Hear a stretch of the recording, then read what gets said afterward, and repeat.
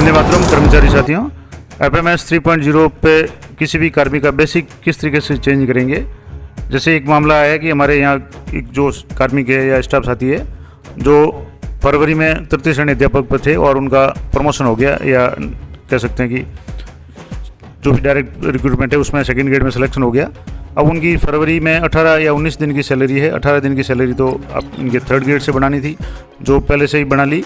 अब यहाँ आईडी जैसे ट्रांसफ़र होने के बाद में उस कार्मिक का मूल वेतन चेंज करना है, क्योंकि जो 18 तारीख तक कार्मिक तृतीय श्रेणी अध्यापक था और 19 तारीख से कार्मिक ने द्वितीय श्रेणी अध्यापक के रूप में ज्वाइन किया है। यानी कि दोनों में प्रोबेशन है तो सिर्फ आपको फिक्स पे ही मिलेगा, लेकिन बेसिक चेंज हो जाएगा। जैसे 23,700 जो था उसकी जगह अभी जो 26,500 या जो भी सेकंड ग्रेड का जो मूल वेतन फिक्स है वो इनको मिलेगा। तो वो कैसे आप एफएमएस 3.0 पे कैसे करेंगे। पे मैनेजर पे तो बहुत आसान तरीका था कि वहाँ अपडेट करने के बाद में डाटा पुल करते थे तो एफएमएस पे डाटा आ जाता था, लेकिन डाटा पुल का ऑप्शन है अब बंद हो चुका है।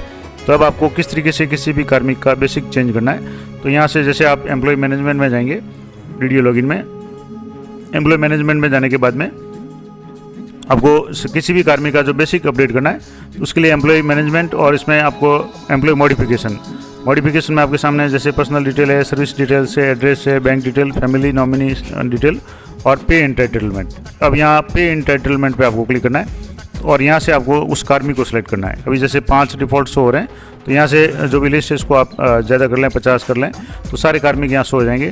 तो जिस कार्मिक का अपडेट करना है मैं आपको बता दूँ अभी क्या कंडीशन है, उसके बाद में क्या करे होगी। जैसे ये कार्मिक है, इनका यहाँ से जैसे 2023 की इनकी नियुक्ति है। अब यहाँ जो कार्मिक है इनका मैं आपको बता दूँ कि जैसे यहाँ 7th पे है और L10 फिक्स पे 23,700 से लेकर यहाँ से जो है फिक्स पे L10 है। अभी इनका जो प्रेजेंट डे बेसिक है वो 23,700 है। DA 50% है, हालांकि इनको मिलता नहीं है लेकिन यहाँ शो हो रहा है। अब आपको इनका जो L11 करना है, यहाँ से जैसे L10 की जगह L11 करना है, यानी 26,500 करना है। तो यहाँ से 26,500 करेंगे तो यहाँ ये पूछेगा कि agent lying in the following slab kindly select the basic pay from the above continue update. यानी तो सीधे ये नहीं लेगा, पहले यहाँ से आपको इसको जैसे यहाँ से 7th पे कर लें, उसके बाद में यहाँ date of entry in existing पे ये आपको यहाँ से क्लिक करना है। तो अब जैसे ये मैक्सिमम फरवरी तक का ले रहा है, तो ये कार्मिक का 19 फरवरी को ये सेकंड ग्रेड में सिलेक्शन हुआ है या ज्वाइन किया। तो यहाँ से मैं जैसे 19 फरवरी ले रहा हूँ। अब इसके बाद में यहाँ से मैंने L11 कर दिया। L11 करने के बाद में यहाँ से जैसे वापस आप करेंगे तो यहाँ 26,500 ये ऑटोमेटिक आ जाएगा। यहाँ L11 फिक्स करना आपको तभी आएगा, क्योंकि इसमें यहाँ आप देखेंगे तो कई लोग कन्फ्यूज होते हैं। जैसे L11 12 फिक्स जो है इसके ऊपर आप देखेंगे तो L11 अलग है। जैसे यहाँ से आप देखेंगे तो यहाँ L11 अलग है, यहाँ L11 का मतलब 37,800 है, लेकिन आपको L11 नहीं, यहाँ फिक्स वाला जो है, यहाँ नीचे वाला जो है L10 और L11 फिक्स, इस पर आपको क्लिक करना है। और यहाँ से जैसे 26,500 ये ऑटोमेटिक आ गया।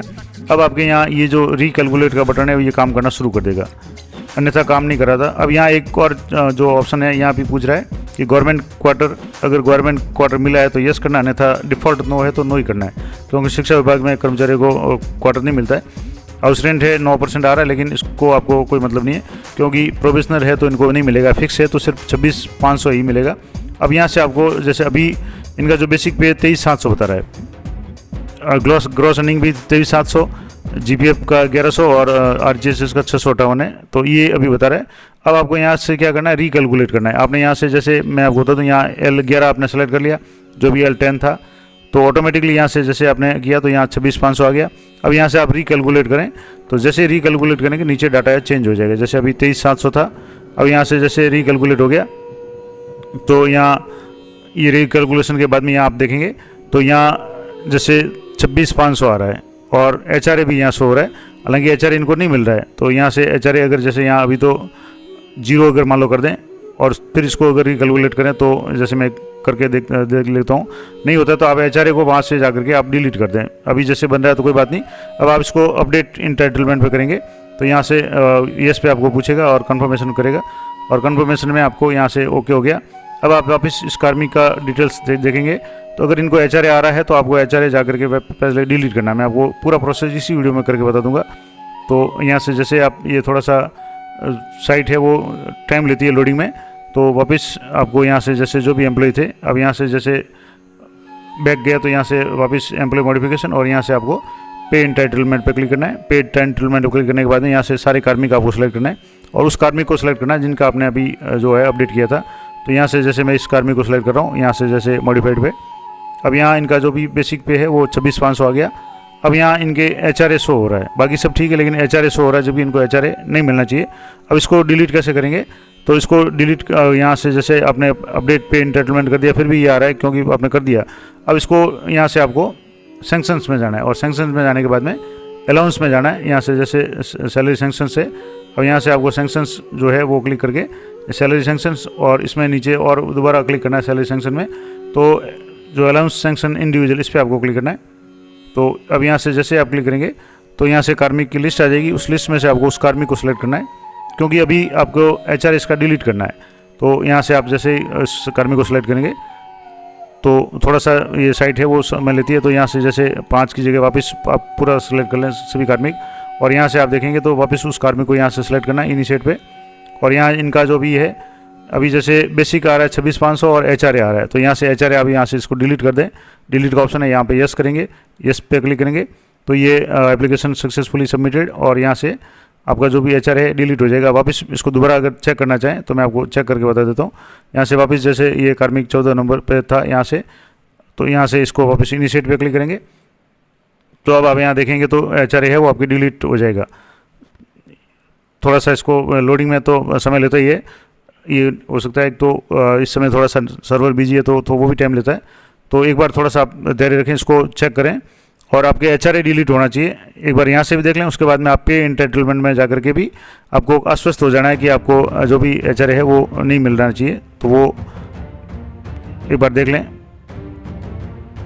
तो अब यहाँ जैसे आप देखेंगे तो यहाँ जो भी बेसिक पे 26,500 आ रहा है और ग्रॉस अर्निंग भी 26,500 आ रहा है, क्योंकि जो HRA है वो डिलीट कर दिया है। अब आपको और भी आश्वस्त होना है तो वापस आप इसको एम्प्लॉय मैनेजमेंट में जाएंगे, और यहाँ से आपको एम्प्लॉय मॉडिफिकेशन में और यहाँ पे एंटाइटलमेंट पे क्लिक करेंगे, और यहाँ से आपको उस कार्मिक को सिलेक्ट करना है। वापस दोबारा आप यहाँ से पूरे ज़्यादा कर लें, और यहाँ से जैसे 14 नंबर पे जो कार्मिक था तो यहाँ मॉडिफाई पे आप क्लिक करेंगे।